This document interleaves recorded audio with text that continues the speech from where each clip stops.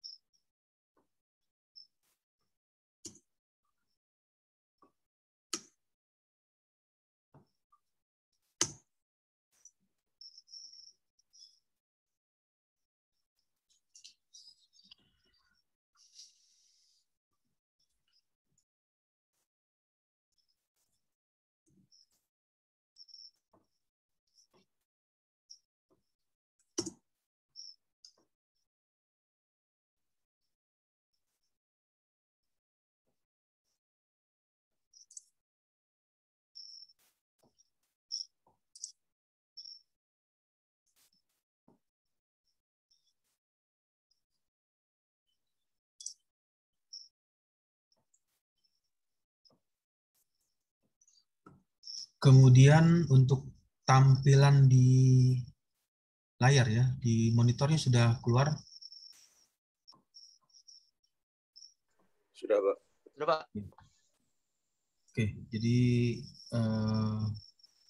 di minggu ini kita ketemu lagi membahas mata kuliah termodinamika yang akan menceritakan ada beberapa hal yang ingin dibahas, diceritakan di minggu ini.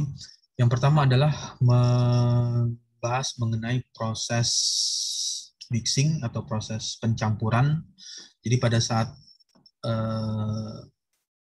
campuran antara udara dengan bahan bakar maupun bahan bakar dicampur dengan udara, ketika itu dilakukan proses pencampuran akan menghasilkan nilai termal atau nilai pembakaran yang nantinya menghasilkan temperatur. Nah, dalam hal ini kita melihat dalam perspektif termodinamikanya untuk bagian ini. Jadi bagaimana proses campuran yang menimbulkan reaksi, kemudian ada juga campuran yang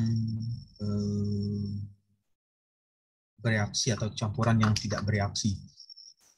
Lalu dari proses pencampuran tersebut umumnya menghasilkan beberapa parameter baru lagi. Jadi seperti parameter nilai kelembaban, kemudian ada parameter berapa persentase udara yang dimiliki dari proses campuran tersebut.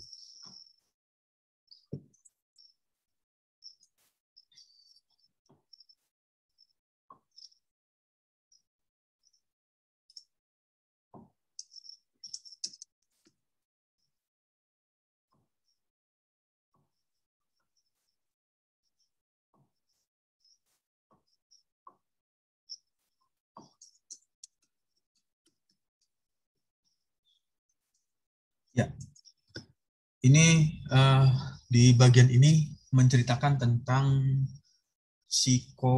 psikometrik ya. Jadi kalau pernah membahas atau pernah membaca atau pernah membuka buku termodinamika, jadi nanti buka saja di buku termodinamik, ada bab yang namanya menceritakan tentang psikometrik. Jadi apa itu psikometrik? Jadi psikometrik itu adalah bidang yang mempelajari tentang bagaimana menentukan sifat fisik, sifat-sifat fisis dan termodinamika suatu gas yang di dalamnya terdapat campuran. Jadi yang diperhatikan di sini adalah campuran antara nilai gas dengan uap. Jadi ada fase gas dan fase uap.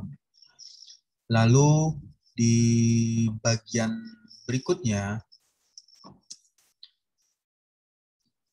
adalah contoh dari hal ini. Contohnya berfungsi untuk menentukan sifat-sifat dari campuran udara. Jadi udara tersebut ketika dilakukan pencampuran, bagaimana sifatnya. Nah, itu yang nanti dikarakterisasi secara termodinamiknya. Kemudian inilah merupakan sifat-sifat ya yang tadi disebutkan mengenai campuran.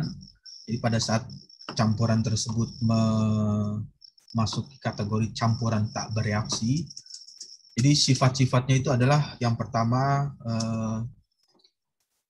berapa nilai bulk temperatur atau nilai temperatur kering, kemudian ada temperatur basah, dew point, humidity ratio, relative humidity, enthalpy, kemudian volume spesifik.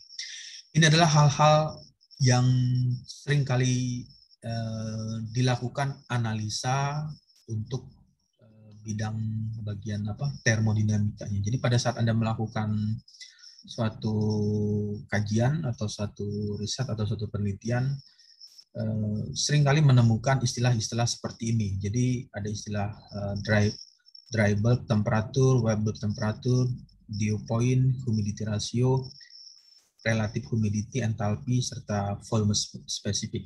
Nah, ini merupakan hal-hal yang penting dilakukan untuk menganalisa secara termodinamik. Kemudian nanti di slide berikutnya kita akan menceritakan atau membahas apa saja yang dimaksud dengan sifat-sifat tersebut. Seperti ini, dry bulk temperatur atau yang biasa disingkat DBT ya, D besar, B besar, T besar. Jadi dry bulk temperatur, suhu yang ditunjukkan dengan termometer bulb, biasa dengan bulb keadaan kering. Lalu satuan yang digunakan umumnya itu biasanya ya di alat ukur tersebut adalah dalam satuan Celsius, kemudian Kelvin, Fahrenheit. Jadi tergantung satuan apa yang ingin digunakan. Nah, kalau masalah satuan itu masalah pengkonversian. Jadi pada saat melakukan pengukuran atau pengambilan data, misalkan satuan yang digunakan adalah masalah satuan Celsius. Nanti pada saat penghitungan ya bisa saja dikonversikan ke satuan Fahrenheit atau satuan Kelvin. Lalu bagaimana bentuk dari model alat ukur tersebutnya? Ini adalah model umum atau model sederhananya seperti ini dari alat ukur yang digunakan untuk mengukur DBT, dry bulk temperatur. Jadi kalau pernah memperhatikan atau melihat alat ini alat ini banyak sekali dijual ya di toko-toko engineering atau toko-toko peralatan teknik. Itu ya alat ukur temperatur. Jadi alat untuk mengukur berapa nilai suhu atau temperatur yang terjadi di sekeliling. Jadi prinsip kerjanya seperti ini. Ini adalah alat ukurnya seperti ini. Jadi di bagian ini adalah sensor yang akan berfungsi untuk memberikan atau mempengaruhi nilai pengukuran. Untuk suaranya masih terdengar dengan jelas ya? Masih, Pak. Masih, Pak. Ya. Jelas, Pak. Oke. Jadi ini adalah alat ukurnya. Alat ukurnya seperti ini. Di sini sensornya. Nanti di bagian ini, di bagian ujung ini, misalkan ada temperatur dari sistem yang ingin dilakukan pengukuran. Kemudian di dalam termometer ya, disebutnya dengan termometer, liquid in glass thermometer. Kemudian temperatur tersebut menimbulkan atau memberikan cairan atau yang biasa digunakan di situ adalah air raksa ya, air raksa. Nah, cairan tersebut sehingga dia melakukan penguapan. Nah, penguapan inilah yang nanti dikonversikan berapa nilai suhu yang dihasilkan oleh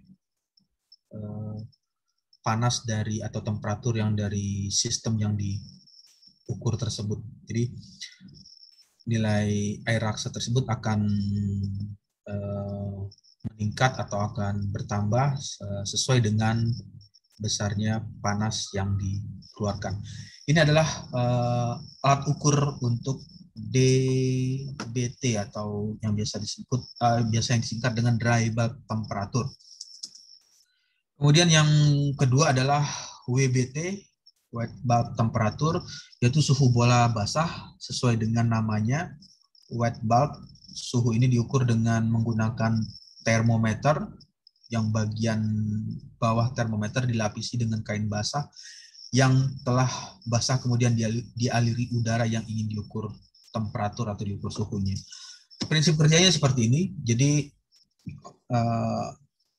agak berbeda ya. Kalau yang tadi alat ukur yang ini tampilannya seperti ini untuk DBT, lalu untuk WBT, dry bulb temperature, ya skematik dari alat ukur yang digunakan seperti ini bentuknya. Jadi di bagian ini kalau yang sisi sebelah kiri ini adalah DBT, lalu yang di bagian kanan WBT, wet bulb temperature. Nah, ini adalah cara kerjanya seperti ini. Jadi di bagian sini di temperatur yang dipanaskan dialiri udara. Jadi di sini dituliskan sesuai dengan namanya wet bulb, suhu ini diukur dengan menggunakan termometer bagian bawah yang dilapisi dengan kain. Jadi di bagian ini ada semacam kain basah atau semacam kain. Lalu kain tersebut dialiri udara. Jadi kain tersebut dialiri udara. Nah, karena kain tersebut dialiri udara sehingga kain tersebut menjadi mengering ya. Nah, proses pengeringan inilah yang menimbulkan kenaikan suhu atau kenaikan temperatur sehingga bisa terbaca di bagian ini, di bagian sensornya, bagian mana yang temperatur yang besar atau temperatur yang tinggi yang menimbulkan proses pengeringan lebih cepat. Itu yang nanti dikonversikan berapa nilai temperatur yang dikeluarkan. Kemudian di selanjutnya dew point, yaitu suhu di mana udara telah mencapai saturasi jenuh. Jika udara tersebut mengalami pelepasan kalor sedikit saja, maka uap air dalam udara akan mengembun. Ini adalah cara kerja atau prinsip kerja dari alat ukur dew point. Jadi di bagian ini adalah ilustrasi dari alat ukur dew point. Nanti coba saja searching di Google atau cari di Google. Keywordnya adalah dew point, nanti akan tampil atau akan keluar berbagai macam penjelasan, atau cari di buku termodinamika. Jadi prinsip kerjanya seperti ini adalah kita sebut aja DP atau dew point. Dew point is an absolute measure of how much moisture is in the air. Jadi bagian ini adalah ilustrasinya. Ini pada saat temperatur 55 dalam satuan Fahrenheit, temperatur 55 derajat Fahrenheit, kemudian temperatur 75 derajat Fahrenheit, lalu temperatur 95 derajat Fahrenheit, tetapi nilai RH-nya sama. Nilai RH-nya sama, 50%, 50%, 50%, tapi yang berbeda adalah nilai dew point-nya. Ada nilai 37%, 55%, dan 74%. Jadi Ilustrasinya seperti itu. Nanti alat ini nanti bisa dilihat ya, dicari lebih detailnya atau lebih lengkapnya di internet atau di Google atau cari di YouTube bagaimana cara kerja dari alat tersebut, ya itu bisa dieksplor lebih jauh lagi. Kemudian nilai HR atau humidity ratio yang biasa disingkat dengan HR atau dituliskan dengan nilai W, humidity ratio, yaitu ukuran massa uap air yang ada dalam satu satuan udara kering dengan satuan SI atau satuan internasionalnya itu di dalam satuannya itu digunakan gram per kilogram. Ini merupakan hal yang sering kali ditemukan ya pada saat Anda melakukan analisa terhadap suatu sistem. Berapa nilai humidity atau berapa nilai rasio kelembapan dari sistem tersebut. Sebagai contoh, ini ada grafik dari engineering toolbox ya. Di pada temperatur yang ditampilkan di sini dari range temperatur 0 derajat Celcius, 0 derajat sampai 30 derajat Celcius dengan humidity rasio humidity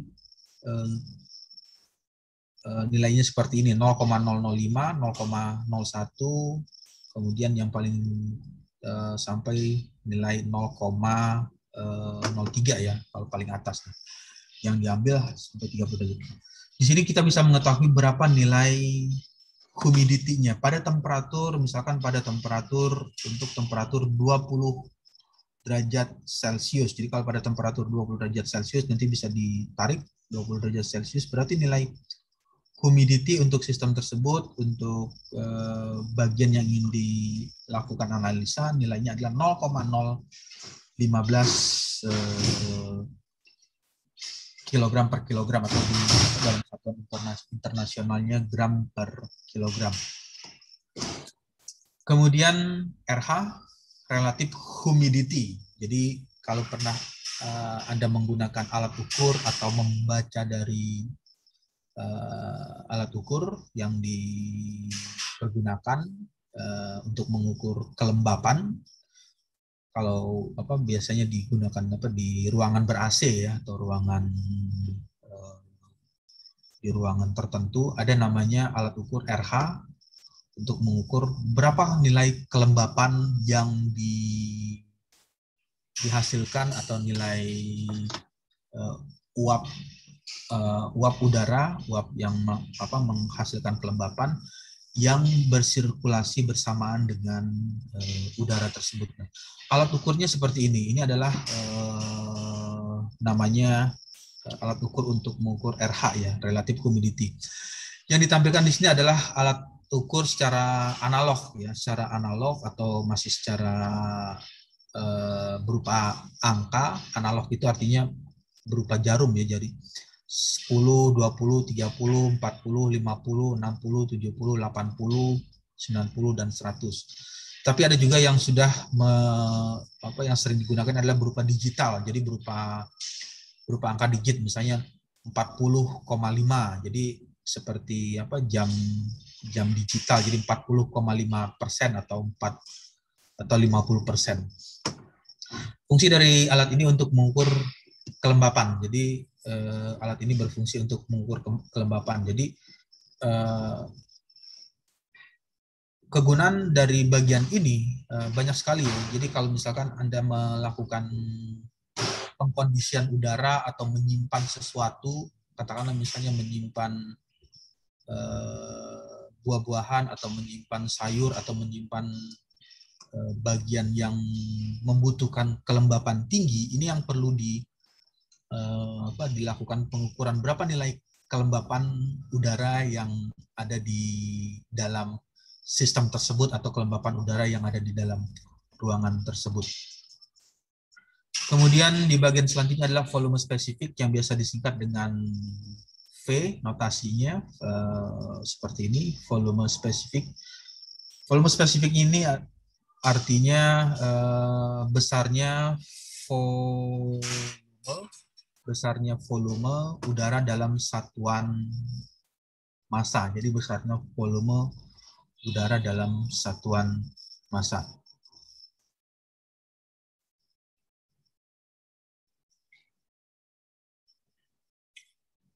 Oke, baik, sampai sini ada pertanyaan dulu.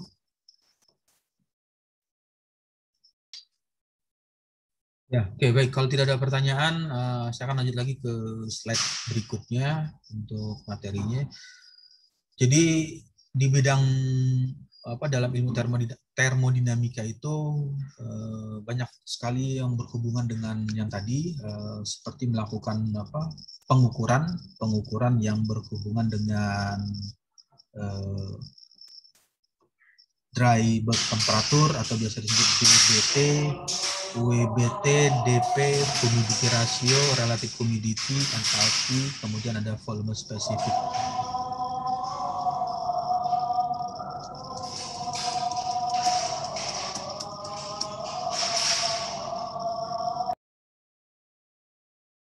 Ya, untuk sementara kita stop dulu ya untuk sekitar 3 menit atau sampai 4 menit, ada suara azan.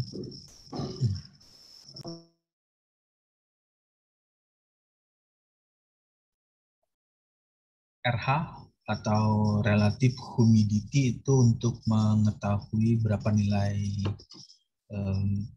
kelembapan atau udara yang basah. Jadi bisa dibayangkan ya sama seperti berada di daerah pegunungan dengan berada di daerah pinggir pantai, itu memiliki nilai kelembapan yang berbeda. Jadi kalau misalnya berada di tempat yang sejuk atau di tempat yang dingin, ya seperti di daerah gunung atau di daerah puncak, ya pasti menghasilkan nilai RH yang tinggi atau nilai kelembapan udara yang udara basah yang tinggi.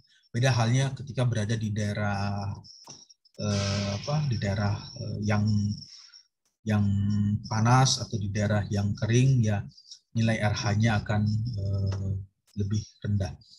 Ini adalah alat ukur untuk mengukur kelembapan, ya fungsinya banyak sekali kegunaannya, ya digunakan untuk menyimpan atau mengatur sesuatu atau meletakkan sesuatu yang membutuhkan nilai kelembapan yang tinggi, seperti menyimpan, kalau di dalam kulkas itu ada mesin pendingin ya di dalam ruangan atau di dalam tempat penyimpanan, ya bisa digunakan untuk menyimpan buah atau menyimpan sayur. Nah, bagian inilah yang merupakan hal yang berguna untuk mengetahui berapa nilai kelembapan yang diperlukan.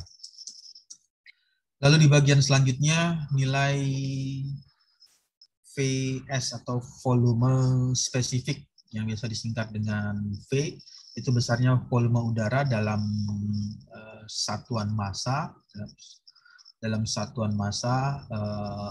SI, dalam satuannya meter pangkat 3 per kilogram.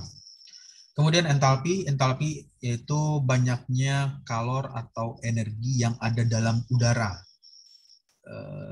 setiap satuan massa. Jadi berapa banyaknya panas, yang diartikan di sini adalah energi kalornya yang terkandung atau yang ada di dalam udara. Jadi di dalam udara itu pada saat udara tersebut mengalir atau pada saat udara tersebut berhembus, ada energi kalor atau ada energi panas yang ikut mengalir atau ikut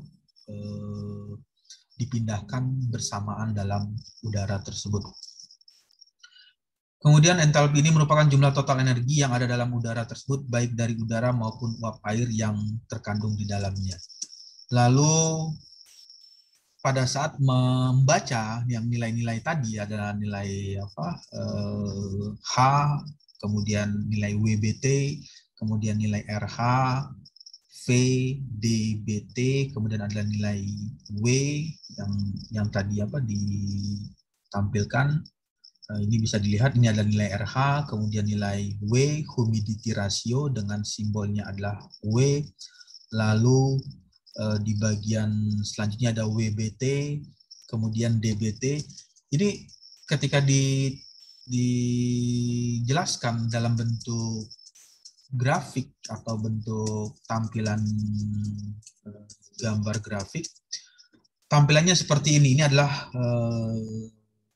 arti dari grafik tersebut. Jadi kalau membuka buku termodinamika ya, nanti yang e-book tersebut ya buka saja di buku termodinamika di bagian halaman appendix, halaman lampiran. Itu nanti akan menemukan grafik psikrometrik. Nama grafiknya itu adalah grafik psikrometrik. Tampilannya seperti ini. Untuk garis-garis yang miring seperti ini, dia menjelaskan nilai H-nya. Lalu untuk yang bagian lengkungan, di sini ada bagian yang melengkung, itu artinya menjelaskan berapa nilai RH. Kemudian untuk bagian yang horizontal, dia menjelaskan nilai DBT. Lalu untuk bagian yang vertikal, dia menjelaskan nilai W. Kemudian untuk bagian yang garis miring seperti ini adalah menjelaskan nilai V. Nanti tampilan grafiknya seperti ini. Ini adalah titik pada psikometrik yang kalau ditampilkan secara penuh, kurvanya itu akan menampilkan arti bagian seperti ini, kurva psikometrik. Membacanya cukup mudah ya, baca saja, lihat saja tampilan artinya seperti ini. Untuk bagian yang vertikal berarti dia menjelaskan nilai DBT, kemudian untuk bagian yang horizontal dia menjelaskan nilai nilai W, lalu untuk yang miring, di sini ada miring ya, ini ada menjelaskan WBT. Ya, ini bisa dilihat di sini, ini ada bagian yang garis yang miring ya. Nah, ini ada garis-garis yang miring ini, dia menjelaskan arti tadi, arti dari nilai WBT-nya. Kemudian untuk yang tegak lurus atau yang ini adalah nilai DBT. Nah, jadi grafik ini satu grafik ya, tapi satu grafik memberikan banyak arti atau memberikan banyak kegunaan atau fungsi, sehingga bisa diartikan atau bisa dipergunakan dengan menggunakan satu grafik ini. Banyak parameter atau nilai yang bisa diketahui secara bersamaan. Jadi bisa mengetahui nilai DBT, bisa mengetahui nilai V, volume spesifik, kemudian bisa mengetahui nilai W, kemudian nilai WBT, nilai H, dan terakhir nilai RH. Jadi 1, 2, 3, 4, 5, 6. Jadi ada 6 arti atau 6 nilai yang bisa diketahui secara bersamaan dengan membaca atau melihat kurva psikometrik. Oke, baik, sampai sini ada pertanyaan dulu.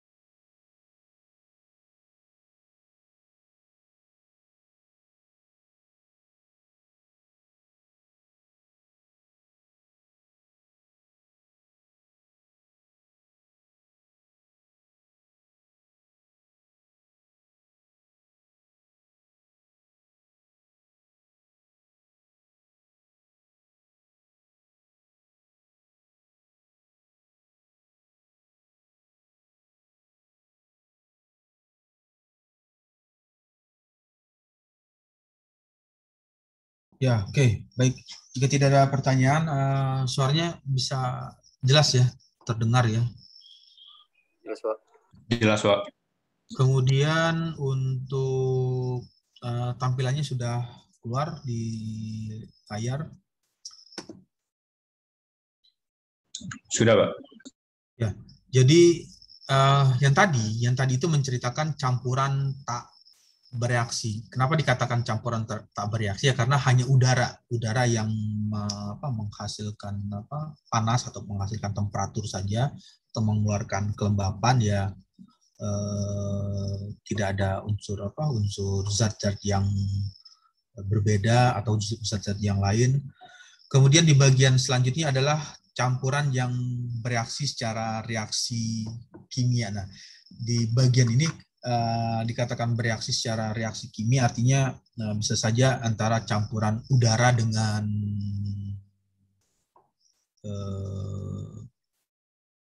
bahan bakar atau udara dengan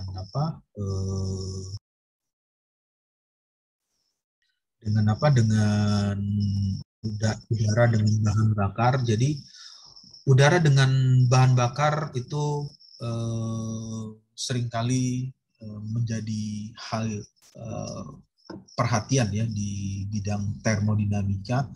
Kenapa hal itu menjadi perlu diperhatikan? Karena pada saat terjadinya proses combustion atau proses pembakaran yang intinya yang akhirnya nanti akan mengeluarkan temperatur, akan menimbulkan kenaikan suhu atau akan juga meningkatkan volume yang dari proses pembakaran tersebut, sehingga perlu diketahui berapa jumlah atau berapa nilai persentase udara, kemudian berapa nilai persentase bahan bakar yang dibutuhkan untuk proses pembakaran tersebut. Di bagian ini yang dimaksud dengan proses campuran bereaksi ya tadi adalah proses pembakaran atau proses yang terjadi di bahan bakar yang bercampur dengan udara. Lalu apa yang menjadi hal yang utama atau hal yang berfungsi dalam bagian ini bertujuan untuk mempelajari sistem. Jadi pada saat Anda melakukan analisa atau merancang suatu sistem tertentu, sistem yang dibuat tersebut yang melibatkan reaksi kimia. Kenapa dikatakan reaksi kimia? Karena pada saat proses pembakaran itu akan terjadi proses reaksi kimia. Jadi ketika bahan bakar yang sudah terbakar, dia akan mengalami proses reaksi kimia, bukan reaksi fisika. Karena reaksi kimia ini hanya terjadi satu arah ya, one way. Jadi misalnya membakar kertas yang dibakar pada temperatur tinggi atau temperatur yang tertentu sehingga dia terbakar, lalu setelah terbakar berubah menjadi abu. Nah, yang jadi pertanyaan, apakah abu tersebut bisa dikembalikan lagi menjadi kertas? Ternyata kertas tersebut abu tersebut tidak bisa kembali lagi menjadi kertasnya. Inilah yang dimaksud dengan reaksi kimia. Jadi reaksi kimia itu terjadi satu arah ya. Jadi kalau misalnya sudah terjadi ya dia hanya tidak bisa terjadi dengan proses yang kembali lagi ke asalnya. Beda halnya dengan proses reaksi fisika. Jadi kalau misalkan memanaskan lilin atau memanaskan atau mendinginkan atau membekukan air atau banyu, air dibekukan pada temperatur 0 derajat Celcius, ya dia akan beku pada temperatur titik beku. Tapi ketika dinginnya tersebut dihilangkan, 0 derajat Celciusnya dihilangkan, maka air tersebut akan berubah, batu es atau es batu tersebut akan berubah kembali menjadi cairan atau berubah menjadi cair. Nah, itulah reaksi fisika. Kalau di reaksi kimia itu hanya terjadi satu arah. Jadi apabila sudah terbakar, apabila sudah terjadi reaksi tersebut, maka tidak akan kembali lagi ke kondisi awal atau kondisi pertamanya. Inilah fungsinya atau tujuannya berfungsi untuk mempelajari sistem yang melibatkan reaksi kimia. Karena ini seringkali atau banyak sekali terjadi atau banyak sekali dilakukan di bidang engineering ya, di mechanical engineering ya. Seperti Anda ingin menganalisa bagaimana proses ICE, internal combustion engine atau motor pembakaran dalam yang proses pembakarannya itu menggunakan bahan bakar bisa bahan bakar cair seperti bensin atau solar. Nah, itu adalah proses pembakaran yang terjadi secara kimia. Lalu di bagian selanjutnya tujuan ini adalah untuk mengetahui karena pembakaran hidrokarbon terjadi di dalam umumnya kebanyakan alat-alat pembangkit daya. Jadi pembangkit saat ini yang sering kali terjadi yang masih saat ini digunakan adalah pembangkit listrik ya. Pembangkit listrik menggunakan bahan bakarnya itu ada bahan bakar padat seperti memanfaatkan batu bara. Itu banyak menggunakan proses pembakaran ada hidrokarbon yang terjadi di sistem tersebut. Lalu penekanan diberikan kepada proses pembakaran. Kemudian konsep yang dapat digunakan atau yang diterapkan yang berhubungan dengan dasar-dasar pembakaran. Yang pertama adalah konservasi massa. Jadi massa yang masuk sama dengan massa yang keluar. Idealnya seperti itu. Jadi teorinya atau yang dikatakan pembakaran sempurna, jadi bahan bakar atau dikatakan proses pembakaran sempurna itu jika bahan bakar atau material yang terbakar itu semuanya habis terbakar. Jadi massa bahan bakar yang masuk akan sama dengan massa bahan bakar yang terbuang. Jadi tidak ada bahan bakar yang tersisa. Itu adalah menggunakan ini. Hukum konservasi massa atau hukum keseimbangan massanya. Kemudian konservasi energi yang masuk, jadi energi yang keluar diasumsikan seperti itu. Jadi berapa besarnya energi yang dihabiskan, nanti akan berapa juga besar energi yang dikeluarkan. Lalu teori dari hukum kedua termodinamika. Hukum kedua termodinamika ini berhubungan dengan penerapan bagaimana proses pembakaran yang terjadi.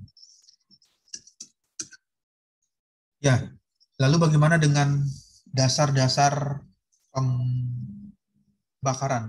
Jadi dasar-dasar dari proses combustion atau proses pembakaran tersebut. Yang pertama adalah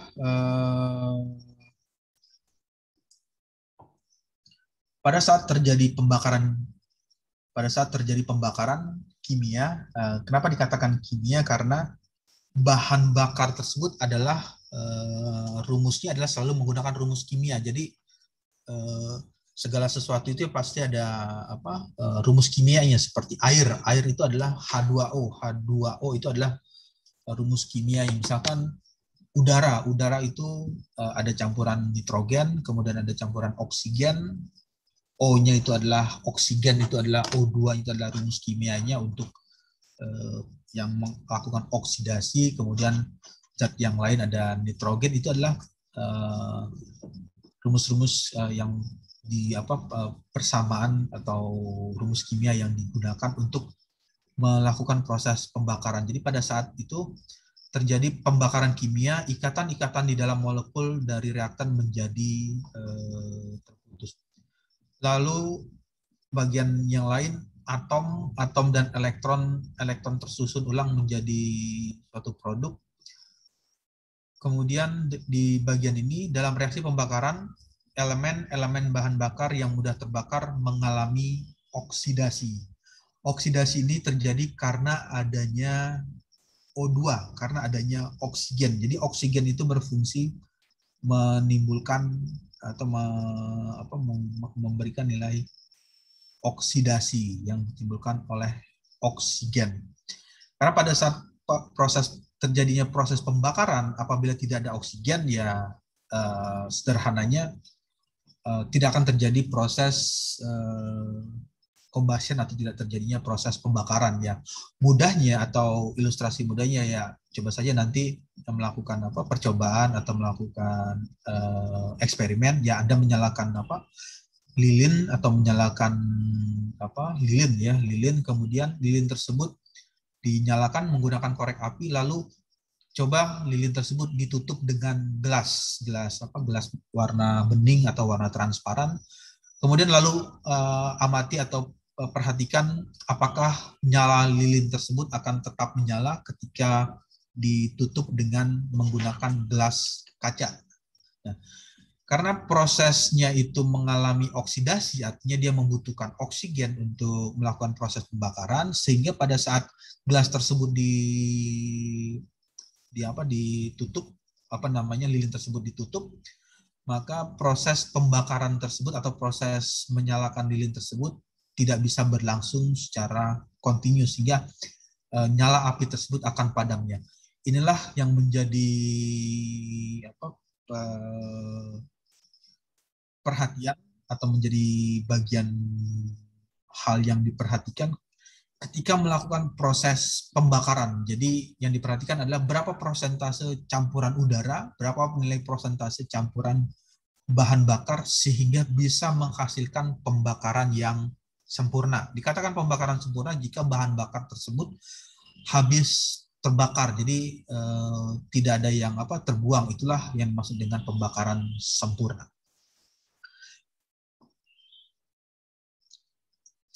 Oke, baik, sampai sini ada pertanyaan dulu atau ada yang ingin ditanyakan?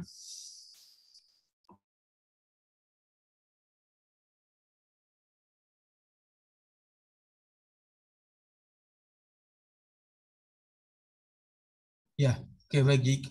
Jika tidak ada pertanyaan, saya akan masuk lagi ke slide berikutnya. Jadi seperti itu untuk proses pembakaran. Pembakaran itu membutuhkan oksigen untuk melakukan proses combustion-nya. Yang berikutnya adalah di bagian ini ada 3 unsur ya, atau 3 elemen kimia utama, dikatakan 3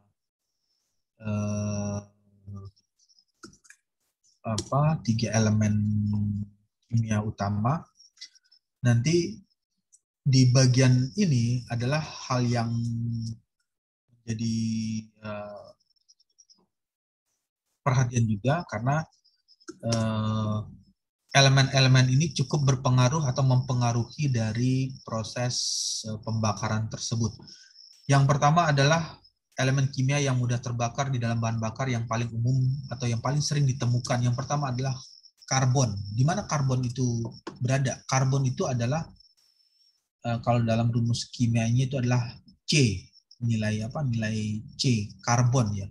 Karbon ini adalah unsur kimia atau elemen kimia yang mudah untuk dibakar. Jadi material yang memiliki unsur karbonnya lebih tinggi, nilai C-nya atau nilai karbonnya lebih tinggi, itu adalah material atau bahan yang mudah terbakar ketika digunakan.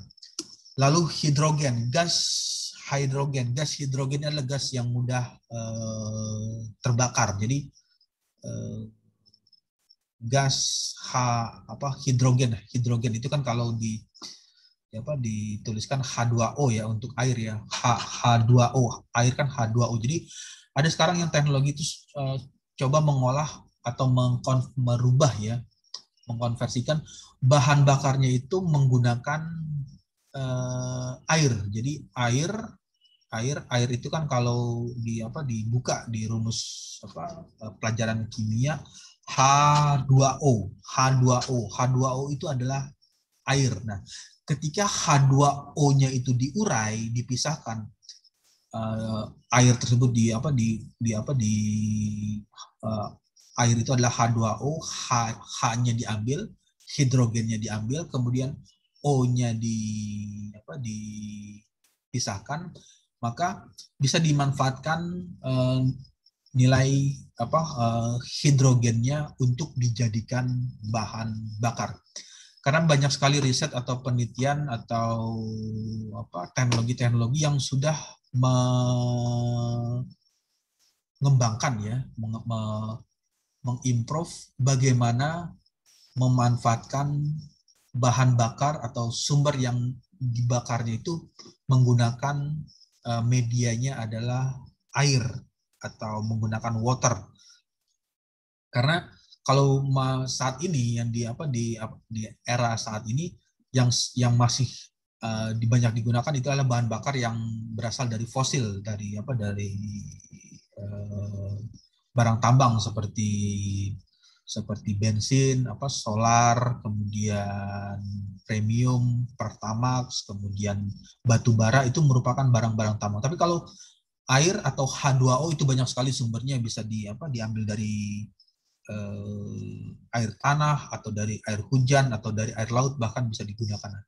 Jadi banyak sekali ada yang sudah mencoba untuk melakukan mengembangkan ya riset ya mengenai masalah pemanfaatan teknologi yang menggunakan bahan bakar air, ya itu hanya menunggu waktu saja ya, nanti ketika bahan bakar fosil sudah hilang atau sudah berkurang, ya nanti teknologi itu akan muncul dengan banyak diproduksi secara massal. Lalu yang ketiga adalah belerang, atau biasa dituliskan dalam sebutannya sulfur. Sulfur itu artinya belerang. Kalau belerang ini adalah material yang mudah terbakar ya. Kalau diperhatikan ya seperti apa belerang, ya lihat saja korek api yang kayu ya, bukan korek api seperti korek gas atau korek menggunakan gas cair atau gas uap. Tapi lihat aja korek api kayu, yang korek api yang di ujungnya ada semacam pentul, atau itu adalah belerang atau sulfur. Nah, sulfur atau belerang ini mudah sekali terbakar jika mengalami gesekan. Jadi pada saat korek tersebut digesek hanya dalam satu gerakan, sehingga menimbulkan gesekan tersebut menghasilkan panas tersebut menimbulkan proses pembakaran. Nah, ini adalah 3 elemen utama yang material atau bahan yang mudah terbakar. Ada karbon, kemudian hidrogen, lalu yang ketiga adalah belerang. Tetapi di bagian lain, sulfur biasanya merupakan kontribusi atau memberikan pengaruh yang relatif tidak penting dalam melepaskan energi. Jadi sulfur ini selain mudah terbakar, tetapi juga dia memberikan hal yang kurang baik. Yang pertama, dalam bagian ini menimbulkan problem yang signifikan karena bisa menyebabkan polusi atau korosi yang ditimbulkan oleh sulfur. Jadi sulfur ketika bahan bakar atau sistem yang menggunakan bahan bakarnya itu adalah belerang, nanti diperkirakan atau dimungkinkan bisa menyebabkan peningkatan korosi atau pengikisan dari sistem tersebut. Jadi kalau sistem tersebut terbuat dari materialnya adalah logam atau material dari benda yang padat atau benda yang solid, ya dia akan menyebabkan pengikisan yang ditimbulkan oleh belerang tersebut. Oke, sampai sini ada pertanyaan dulu atau ada yang ingin ditanyakan?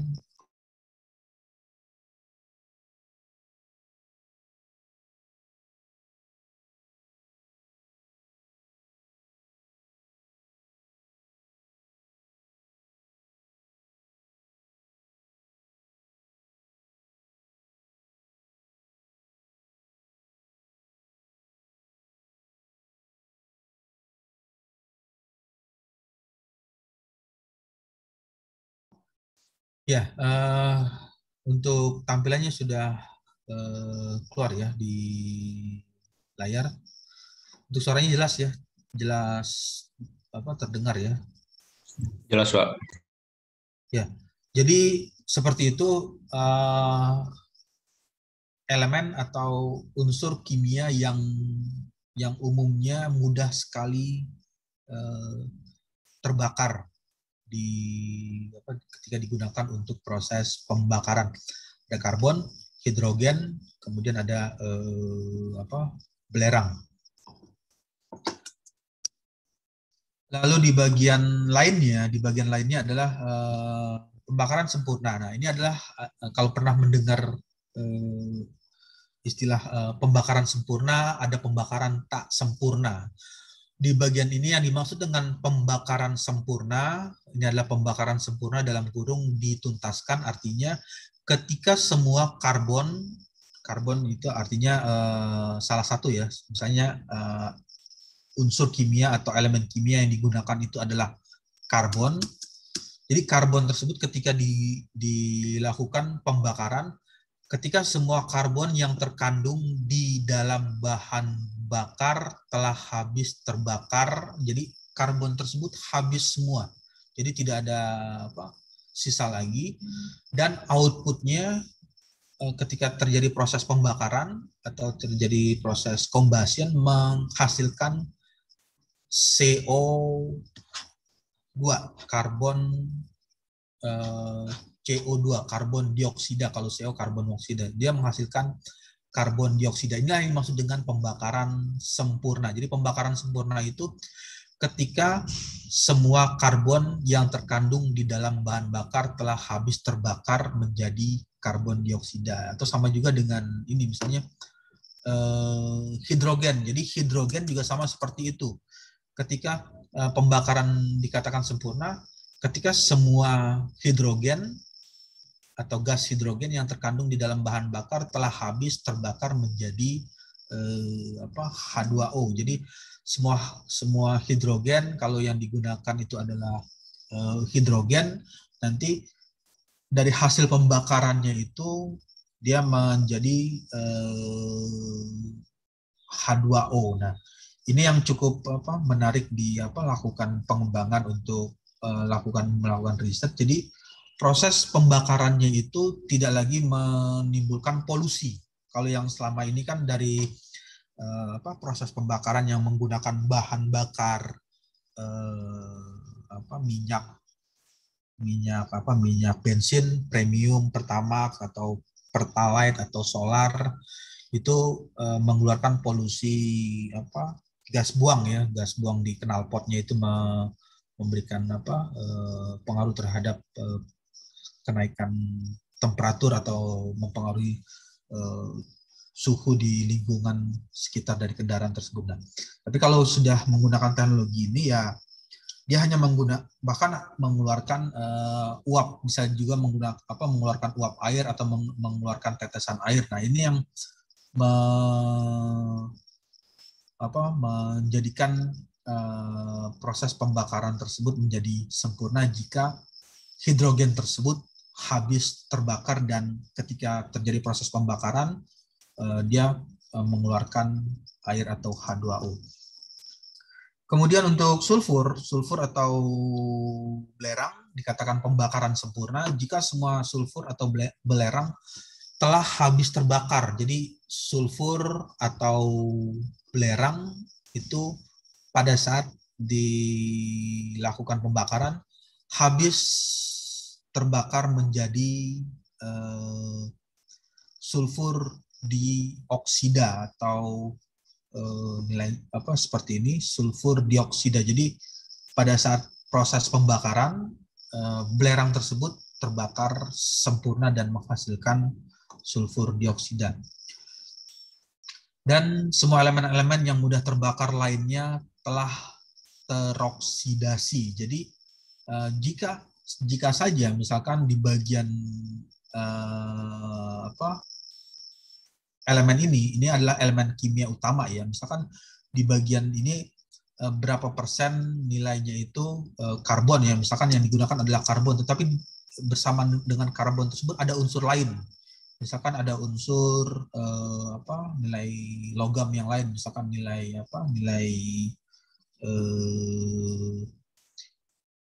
nilai material yang lain, tetapi material tersebut juga ikut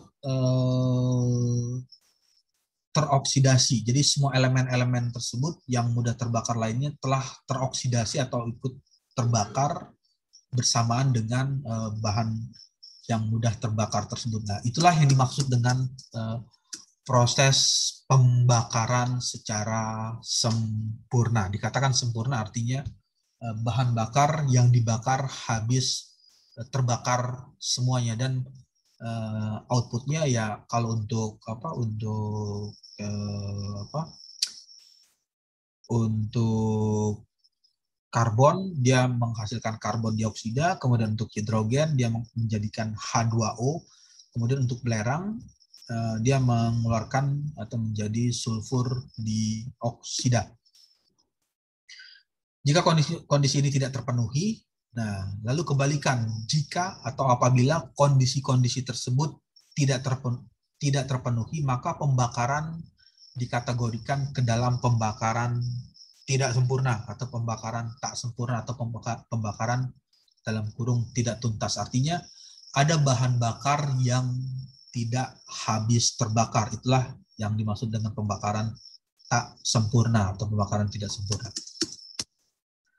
Lalu selanjutnya adalah contoh pembakaran sempurna, pembakaran tuntas. Misalkan ini sebagai contoh ya, contohnya antara hidrogen dan oksigen, karena unsur kimianya adalah hidrogen. Kemudian untuk yang melakukan pengoksidasian adalah menggunakan oksigen. Jadi hidrogen dengan oksigen. Secara stoikiometri ya rumusnya seperti ini. Ini adalah 1H2 plus setengah O2 menjadi 1H2O. Ini adalah reaksi keseimbangan reaksi kimianya. Dikatakan seimbang. Kenapa dikatakan seimbang? Antara sisi kiri, ini adalah sisi kiri, dan sisi kanan dikatakan sama. Nah, lalu tanda panah, ini adalah tanda panah ya, dilihat di sini. Arah panahnya memberikan arti satu panah, satu garis. Jadi satu garis inilah yang dimaksud dengan reaksi kimia. Jadi reaksi kimia itu seperti ini. Jadi dijadikan seperti ini. Dikatakan seimbang. 1H2, hidrogennya ada 2 untuk sisi kiri. Ini adalah sisi kiri ya. Sebagai pembatasnya adalah tanda panah. Jadi tanda panahnya adalah pembatas. Pembatasnya ini adalah pembatas. Ini adalah sisi kiri dan ini adalah sisi kanan. Untuk hidrogennya ada 2 nilainya. 1 dikali 2. Ini sama ya, 1 dikali dengan 2. Untuk sisi kanan juga sama, 1 dikali dengan 2 ya, 1 dikali 2. Lalu untuk oksigen, setengah dikali 2, setengah dikali 2, setengah dikali 2 nilainya adalah 1. Jadi oksigennya adalah 1. Sama juga dengan yang sisi kanan. Sisi kanan juga 1. 1 ini adalah 1, kemudian yang ini di sini karena ini tidak ada simbol, jadi diasumsikan 1, dianggapnya 1. 1 dikali 1 ya nilainya adalah 1. Jadi sama ya antara kiri, yang kirinya oksigennya 1, kemudian yang sisi kanannya oksigennya juga bernilai 1. Dalam kasus ini yang menjadi reaktan itu adalah hidrogen. Ini yang reaktannya itu adalah hidrogen dan oksigen. Dalam kasus ini yang menjadi reaktan, yang bereaksi, maksudnya yang reaktan itu reaksi adalah hidrogen dan oksigen. Hidrogen dan oksigen itu bisa melakukan atau bereaksi yang disebut dengan reaktan dan menghasilkan nilainya H2O. Hidrogen adalah bahan bakar dan oksigen adalah pengoksidasi. Artinya ketika nilai oksigennya ini tidak ada atau oksigennya itu dihilangkan, maka hidrogen ini tidak akan bisa terbakar. Jadi itu yang perlu yang diperhatikan. Jadi proses pembakaran itu akan terjadi jika ada oksigen. Yang perlu diingat. Pembakaran atau proses combustion akan terjadi apabila ada O2 atau ada oksigennya. Jadi kalau oksigennya tidak keluar atau tidak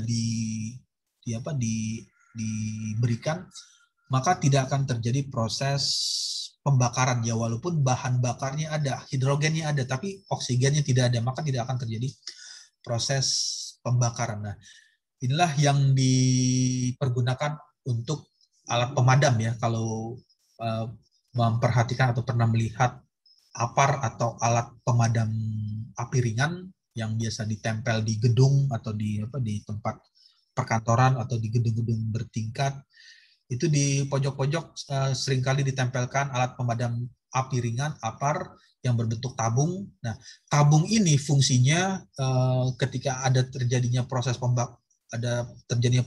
kebakaran atau terjadinya kebakaran di satu tempat atau di satu ruangan, ketika terjadi pembakaran maka disemprotkan alat pemadam api ringan tersebut. Dia fungsinya adalah melakukan blocking atau menutup nilai oksigen atau menutup udara yang mengalir yang mengandung oksigen itu untuk tidak masuk ke dalam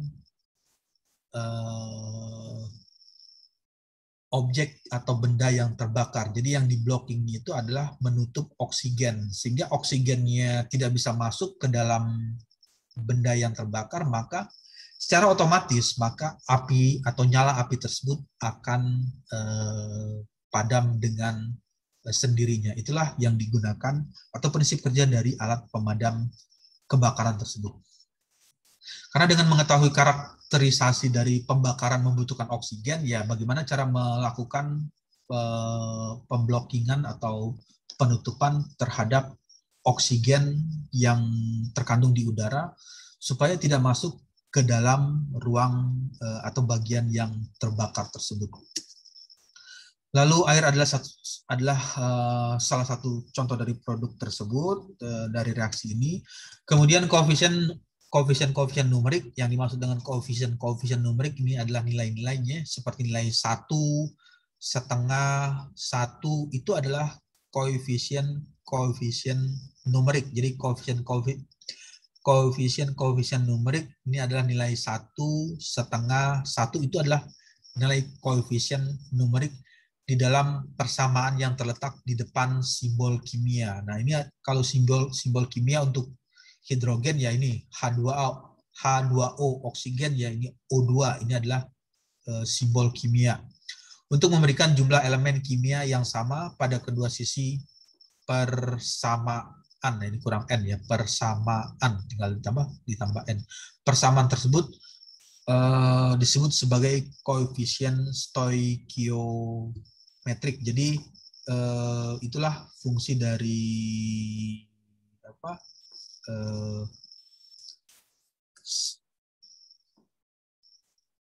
persamaan stoikiometrik yang bisa dipergunakan untuk mengetahui bagaimana proses terjadinya pembakaran. Sebagai contohnya adalah menggunakan hidrogen. Lalu ya ini dasar pembakaran. Untuk teori-teori seperti ini nanti ya tinggal membaca ya, karena materi PPT atau PowerPoint itu hanya menjelaskan secara umum atau singkat atau secara general. Nanti secara lebih lengkapnya atau lebih banyaknya lagi itu ada di buku termodinamika, di e-book ya, atau di buku termodinamika Moran ya, buku e-booknya, atau juga bisa cari di toko di Gramedia atau di buku secara online, .co.id, Google Books. Nanti ya ketik saja tentang bab tentang pembakaran. Nah, di situ nanti akan keluar banyak penjelasan yang membahas teori mengenai proses pembakaran. Oke, sampai sini ada pertanyaan?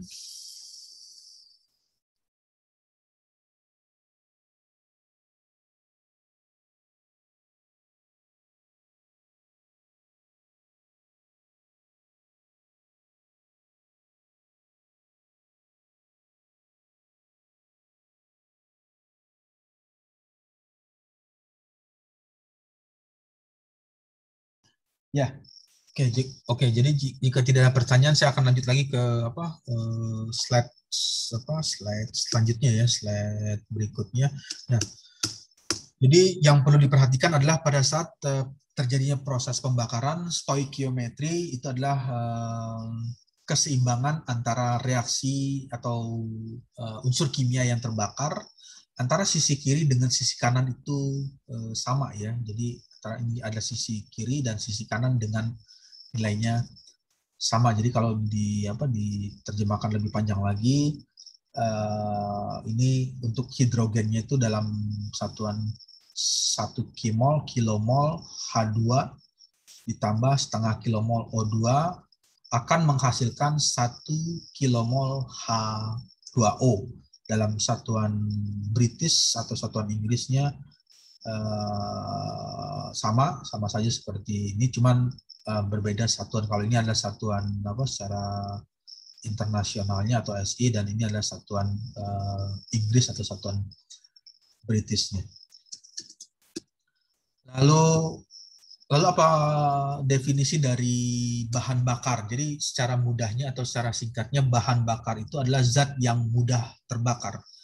Jadi zat yang mudah terbakar itu dikategorikan ke dalam bahan bakar. Jadi zat yang mudah terbakar dikelompokkan atau diartikan sebagai bahan bakar. Tapi kalau misalnya zat tersebut sulit atau tidak bisa terbakar, ya dia tidak bisa masuk ke dalam bahan bakar.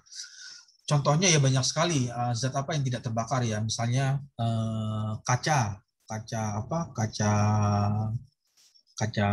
bening ya, atau kaca kan susah untuk terbakar, atau misalkan pasir pantai itu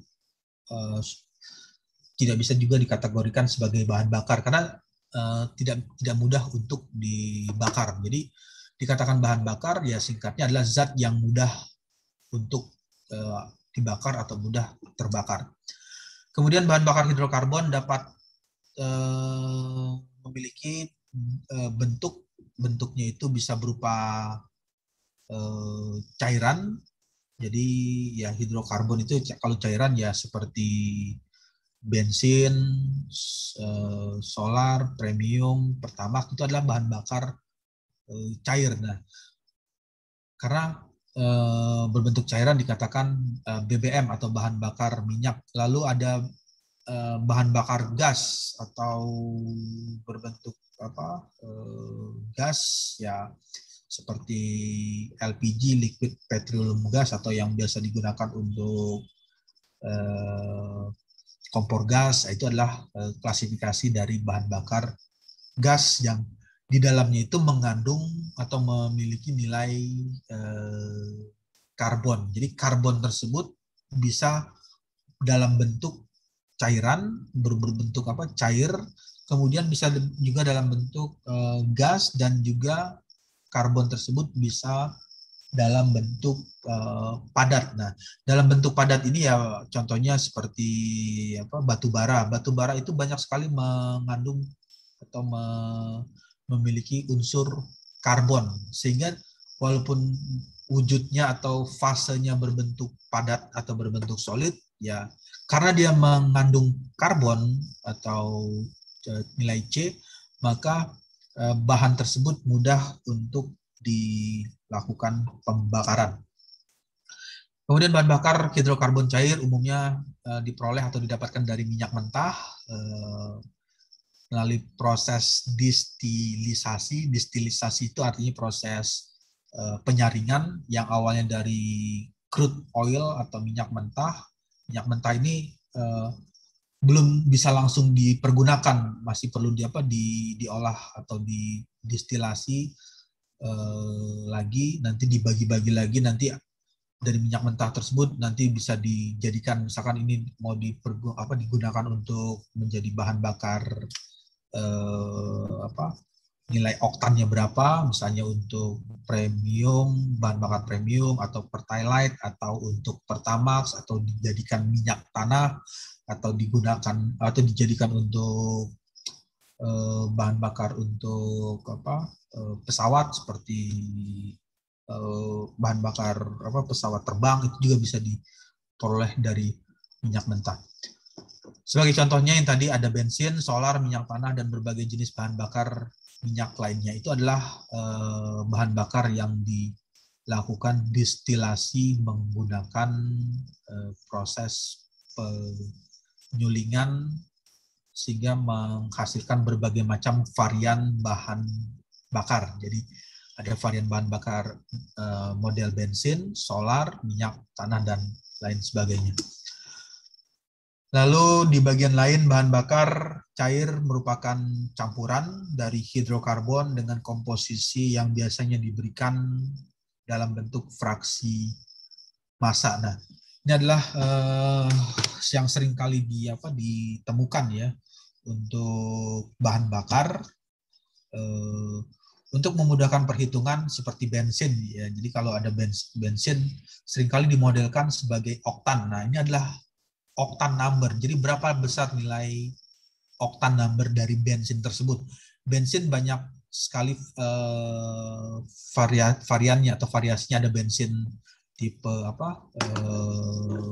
premium ya, kalau misalnya kalau yang dulu itu masih ada premium, sekarang ada yang dijual di pom bensin itu ada pertalite. Kalau premium itu udah dianggapnya sudah nilai oktannya udah terlalu rendah, jadi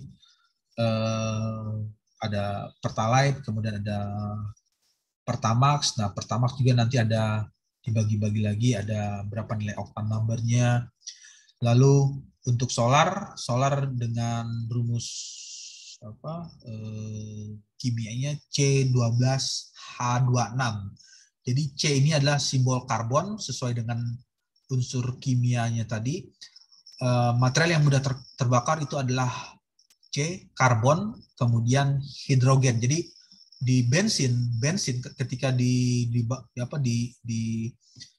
dikarakterisasi atau dipelajari atau dilakukan pengukuran, unsur kimia yang dikandung dari bensin tersebut adalah nilai karbon dan hidrogen. Kemudian untuk solar, nilai yang terkandung adalah karbon dan hidrogen.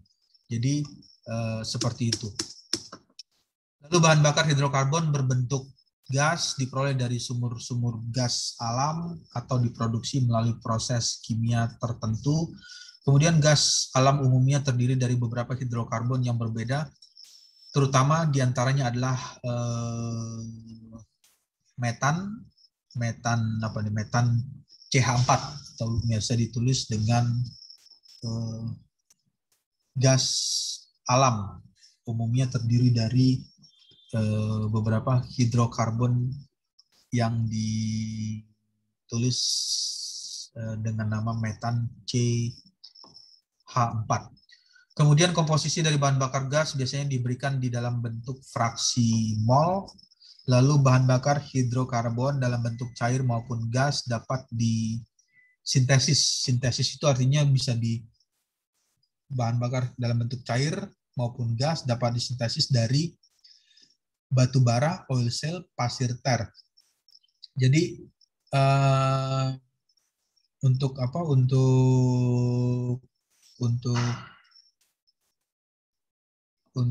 melakukan atau membuat hidrokarbon dalam bentuk cair, itu dalam bentuk cair maupun gas dapat diperoleh dari sumber batu bara, kemudian atau dari oil shale atau dari pasir ter yang jenisnya ini pasir khusus ya, bukan pasir seperti pasir pantai, yaitu lain lagi. Jadi ada pasir yang mengandung nilai pasir ter itu bisa disintesis atau bisa disintesis itu artinya dibuat atau diolah sehingga memiliki nilai hidrokarbon. Jadi hidrokarbon itu ya nilai hidrogen dan karbon dalam bentuk fase cair maupun gas. Lalu batu bara merupakan bahan bakar padat yang umumnya sudah dikenal, komposisi cukup bervariasi tergantung dari lokasi penambangan. Jadi batu bara ini banyak sekali varian ya. Ada berapa? Ada 4 ya. Jadi ada batu bara yang tipe 1, tipe 2, tipe 3 dan tipe 4. Dan batu bara ini memiliki fungsi yang berbeda-beda. Misalkan untuk tipe 1 digunakan hanya untuk memanaskan atau menghasilkan pembakaran pada temperatur lebih rendah. Kemudian untuk tipe 2 untuk temperatur agak tinggi, kemudian tipe 3 untuk temperatur yang tinggi, dan tipe 4 untuk temperatur yang sangat tinggi. Bahkan bisa digunakan untuk karena dia bisa menghasilkan temperatur dari hasil pembakaran itu bisa menghasilkan temperatur sampai 700 derajat Celcius, bahkan bisa digunakan untuk melakukan peleburan logam. Jadi kalau misalkan Anda nanti melakukan PKL atau kerja praktek di KS ya, di Krakatau Steel. Di Krakatau Steel itu ada namanya proses furnace atau proses peleburan biji besi.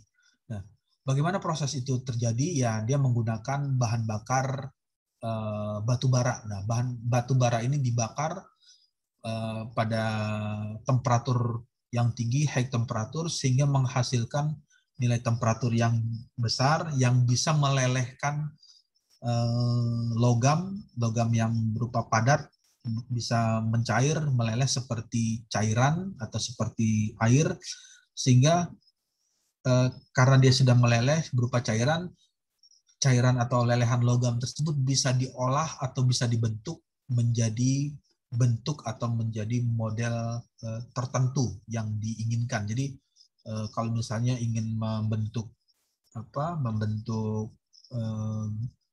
bagian tertentu atau membentuk membentuk lempengan atau membentuk balok, ya tinggal dimasukkan ke dalam cetakan. Nah, itulah yang dilakukan dengan proses pembakaran dengan menggunakan batu bara yang memiliki pembakaran yang nilainya temperaturnya tinggi.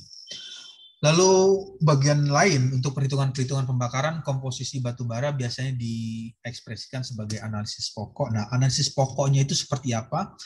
Analisis pokoknya memberikan komposisi yang diklasifikasikan dalam bentuk basis massa. Massa dalam bentuk jumlah relatif elemen kimia seperti karbon, sulfur. Jadi batu bara itu berapa nilai persentase karbon yang dikandung oleh batu bara, berapa nilai persentase karbonnya, kemudian berapa nilai persentase sulfur, lalu berapa nilai persentase hidrogen, lalu berapa persentase nitrogen, oksigen, serta abu yang dikandung oleh batu bara tersebut. Oke, baik, sampai sini ada pertanyaan dulu. Baik Pak, mohon maaf saya izin bertanya Pak. Iya. Iya, tadi mengenai yang oktan Pak, bahan bakar. Nah itu saya masih bingung Pak, oktan itu ngaruhnya kemana Pak? Saya pernah dengar ada yang bilang ngaruh ke pembakaran lebih baik, tapi pas diuji coba untuk penyambaran api itu lebih cepat malah yang premium Pak. Nah itu saya bingung, apa yang benar itu yang bagaimana gitu penjelasannya?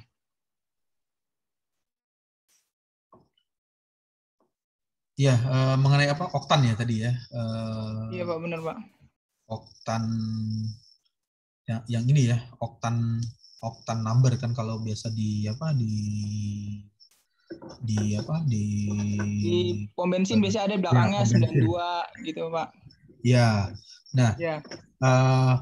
Octane number ini untuk bensin seringkali dimodelkan sebagai octane number. Nah, untuk octane number-nya itu dia semakin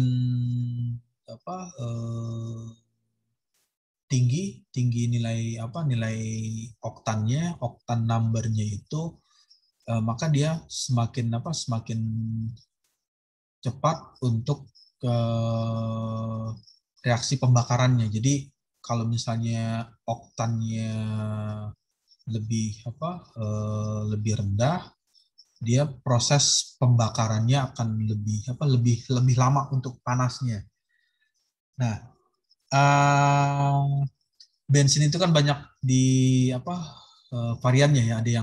Ada bensin, kalau di pom bensin itu kan, kalau yang dulu ada premium ya, ada premium, kemudian ada Pertalite, kemudian ada Pertamax ya. Premium, Pertalite, Pertamax itu masih kelompok ke dalam bensin, jadi masih dalam kategori bensin. Cuman di bagian ini antara premium, Pertalite dengan Pertamax itu beda dalam hal reaksi pembakaran, output pembakaran. Nanti untuk yang premium biasanya digunakan untuk proses pembakarannya agak lebih lama, tetapi panas yang dihasilkan lebih rendah. Tapi kalau untuk yang dia semakin tinggi oktannya, tinggi nilai oktannya itu, proses pembakarannya itu dia menghasilkan nilai yang lebih temperaturnya lebih tinggi, lebih cepat panasnya. Karena dia menghasilkan nilai suhu yang lebih tinggi, high temperatur, dari panasnya juga lebih tinggi, dari octane number yang tinggi tersebut, maka memberikan pengaruh terhadap pengembangan volume. Jadi kalau dilihat di ruang bakar dari motor bakar bensin, jadi karena temperaturnya tinggi, jadi volume yang mengembang itu lebih cepat dan lebih mudah berkembang karena suhunya lebih mudah, temperaturnya lebih tinggi, sehingga dia lebih cepat mengembang. Lalu efeknya adalah memberikan daya atau tenaga yang menjadi lebih kuat terhadap daya dorong dari proses pembakaran tersebut. Ya. Nanti coba aja dibandingkan atau dilihat pengaruhnya. Misalkan kendaraan atau motor ya, atau motor bensin ya, kendaraan roda 2 atau roda 4. Nanti coba dilakukan percobaan misalkan, tapi dengan syarat ya, motor tersebut harus jangan dicampur, misalnya campuran antara misalnya premium 50%, Pertamax 20%, terus 30%-nya Pertalite. Nah, itu udah campur-campur. Tapi kalau ingin mengetahui pengaruh dari bensin tersebut, misalkan bensin dengan premium, jadi tangki kendaraan bermotor tersebut diisi dengan premium full, 100% premium. Nanti setelah habis diganti dengan Pertalite, nanti setelah habis diganti dengan Pertamax. Lalu coba dibandingkan tenaga mana yang lebih kuat ketika melakukan dalam hal ini misalnya melakukan akselerasi atau memberikan daya dorong terhadap kendaraan tersebut. Nah, itulah fungsi dari octane number-nya. Jadi dia semakin tinggi nilai octane number-nya itu, dia memberikan pengaruh terhadap proses pembakarannya menjadi lebih cepat. Dengan pembakaran lebih cepat menghasilkan temperatur yang tinggi, yang lebih cepat lagi, temperaturnya cepat, sehingga memberikan pengembangan volume yang lebih sepersekian detik lebih cepat lagi, yang mampu memberikan daya dorong lebih kuat ketika melakukan akselerasi. Itu fungsi dari ininya, dari apa? Dari octane number tersebut. Ya, ada lagi pertanyaan?